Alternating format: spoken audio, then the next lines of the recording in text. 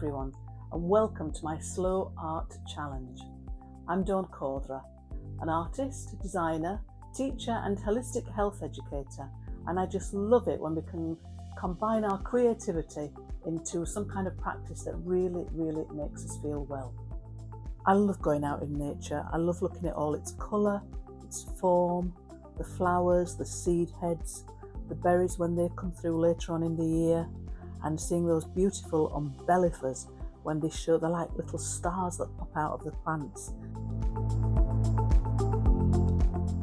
These are the things that have inspired me to create this class, and I really hope that you will love it as much as I've loved creating it. It's absolutely packed with little treasures, is this class, and the first thing that we're going to be looking at is creating colour discs.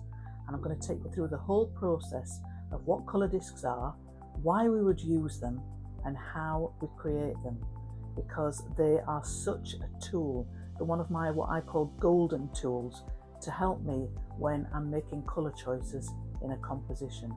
And I think once you start to use these colour discs, they'll actually really become your best friend like they have done mine.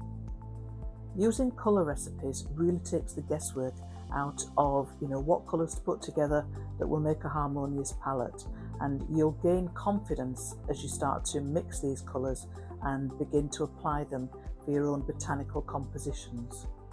I'll be taking you through a few techniques of how to draw your own botanicals.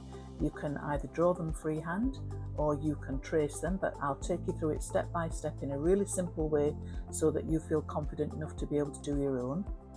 And these are what you'll use to inspire you in creating your own botanical squares that we'll then use for creating different kinds of grids. I'm also going to share with you a technique which looks quite chaotic when you're doing it, but the result of the beautiful colourful leaves when they're revealed at the end of the process is really well worth giving it a go.